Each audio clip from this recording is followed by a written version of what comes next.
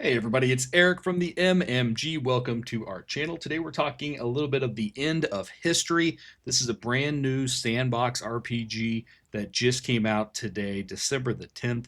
And boy, I just fell in love with it. I got access to it about 3 weeks early. So the version that you're seeing in my videos here is a pre-release version. So things might be a little bit different. But with that said, it ran really well. It was a lot of fun. And boy, let's get into it. First things first, yes, this is a lot like Mountain Blade, the original game that did medieval sandbox really well back in the day. It is. There's a lot of similarities. There's also a lot different though. They've done a lot of really cool stuff with this game. There's a whole system where if you there's a whole political system, relationship system. You can have a nemesis if you did something bad against someone, maybe killed their son, killed their brother, something like that, that can trigger them to become your nemesis. There's all kinds of political stuff, espionage going on. You could steal someone's husband or wife. You can do all kinds of stuff in that aspect of this game to make someone just like you or like you. Every time you make a decision, it affects the whole world and all the NPCs in it. So if you execute maybe a prisoner that you got from a war, well, that's going to affect how people think about you, either positively or negatively. Did they like that person? Did they not like that person? And it could be someone, that's not even in your faction necessarily. Now, most of the time, the ones they're showing you are in your faction. All this stuff matters and compounds, and it all adds into one of my favorite parts about this game that I'm going to talk about first, and that is the overall chaos meter that this game runs with. One of the things that I really, really like about this game is the world collapse gauge. And this starts from the very beginning, as you can see from the years that you started out. And nothing really happens early on. It's more when you start to grow, there starts to be more conflict. You execute people. I was fine. I wasn't really even worried about it until just very recently, last year. And I spiked. Look at that jump, crazy jump because of factors, and it tells you all. It's all based off what's happening in the world. And if you hit your 160 mark right here, I was at 150 mark. I was at 149.3. You lose. The game is over. And we're slowly starting to work things down a little bit, trying to get peace. It's hard. It's definitely hard. But it's something you definitely need to pay close attention to as the game gets more into the mid and late game. You got to make sure you're taking care of your villages, taking care of your people, not going to war all the time. All this matters a lot in this world collapse gauge. All right, so you start this game out just as a nobody. You're there in the world. You have to watch out for bandits. You have to be careful. You have to build yourself up from the ground up. And eventually you will find allies and friends and factions in the game. And you can join a faction and then start working your way up. And then eventually you'll get to the point where you can create your own country or faction, which is what we did here. And owning a country, you have country affiliated factions. These are people that have wanted to join you and have ruled previously or just have an inclination to rule, and they join you, but then they have their own faction, their own portion. Then you can grant them actual territory, which makes them happier. So this was actually my previous king. I defeated him, took over his kingdom, and then I actually recruited him into my faction. And you do have to be careful though, because these factions can rebel against you and create their own countries. So you do want to be careful with it. But that is cool that that function is there. If you look at your territory here, you can see all the places that you own. This is where you can trade or grant the cities to people, castles, your villages. This is your diplomacy screen. This is where you can set up diplomacy with the other nations. See, I've eliminated all these, or they've been eliminated by other factions, one or the other. We have two left here. Shows you a little combined power score here with each of the countries. So you can see I'm dominating pretty heavily right now. And then you have your technology tree, which is right here. If you look, there's a ton of technologies you can unlock and learn.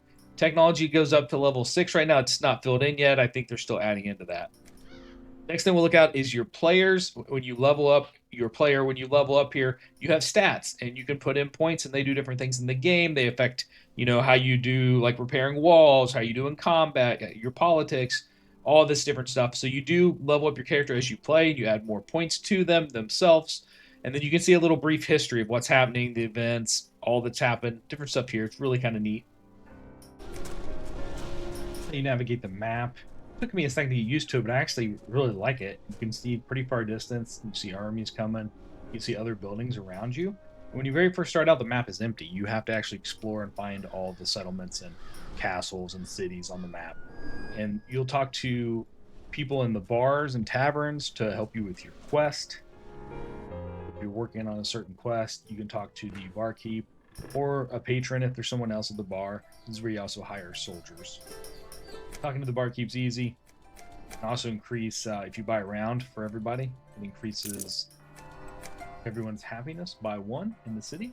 You can ask him if he heard any rumors, and then he'll help you out. When you have vassals, here are some of the order types you can give. When you're at war, you can do a few more extra, attack enemy territory, stuff like that. But here's what you can do, and you assign them. Say I wanted to acquire money, and then I can select who I want it to be. So I want these 4 to acquire me money, and then I hit confirm selection. They'll tell me how much it costs to issue the order. I issue it, and now they should all go out and collect money. Depending on their skills, it can take different periods of time. But once it's done, you'll get a little pop-up that tells you, hey, we've completed this mission. Then that actually increases their rank inside of your territory, your faction.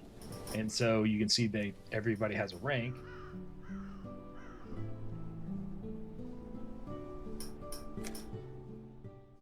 Every major town castle will have a shop, and there's different things in the shops. Some of them will have better armor, some of them will have basic stuff, some of them will have special weapons. I found like Ares' bow, which is one of the best, 99 damage in place. I found Shiva's cursed blade with one of the best one-handed, and then I have a really nice shield, 11 lion shield, which is defense 70. I'm still wearing the basic leather armor. I wanted to do that, but if I wanted to buy plate, it's as simple as this. Whip.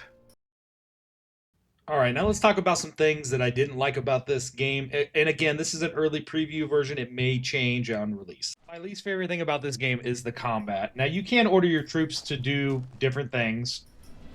Like, if you want to flank, tell these guys to come over here. You want to do your infantry here in the front. Ranged troops stay in the back. Your porters, who are pretty much just merchant carriers, right here. Then they'll do these things, and you can fight. I have a sword. You can block. You can zoom in. I have a bow I can switch to right here if I want to shoot. You hit F to target. It puts like a little highlighted area on enemies. Right there, see? It's serviceable, but it's not really good. The combat's really jankety. I do want to mention when I made my character, I did not make him strong at combat either. But I don't really think that's not really my main problem with it. It's just kind of clunky. And it doesn't feel very good. The movement sometimes doesn't seem to work right. I'm just not a huge fan of it overall in general. Now, with that said, you can automate all this. So before you join a battle, you can join the battle, and then it'll ask you. If you put it in the options, turn it on, it'll ask you, do you want to automate this battle or do you want to participate?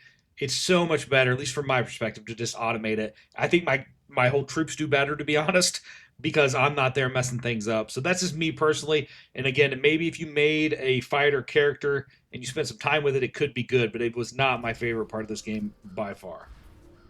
Now, with all that said about the bad combat, it is not a deal breaker for me. I had so much fun with this game. It's featured in my lunch play series for 3 weeks. That tells you how much I enjoyed it. Actually, I take that back, for 4 weeks. That's how much I enjoyed this game. It's a full playthrough of this campaign that you've seen parts of here, that you've watched in my previous lunch breaks. I finished it out. I made it to the very end. And boy, you guys will not believe what happened. There's also stuff that I didn't even really get into in the game. I didn't finish the tech tree. I never did get married. I tried multiple times. It was hard. I couldn't quite ever get it to work. So, man, there's just a lot here. I can't wait to see what they do with this game. I really hope they price point it very good. I really hope the price point comes in at like no more than $30. Now, is it worth it? Yes, but I'm afraid it's going to turn people off at that price just from the graphics. But there's so much here. There's so much happening behind the scenes that it really makes this game super enjoyable if you're into those type of games. Sandbox RPG does it really well. If you like Kenshi, if you like the original Mountain Blade, if you like Mountain Blade 2 even, like, I would say this has more things going on behind the scenes than the new Mountain Blade does. Now, I could be wrong about that, but it presents that way very well. that is my review slash preview of the end of history. Hopefully you enjoyed it. Don't forget to hit that subscribe button and have yourself a great day.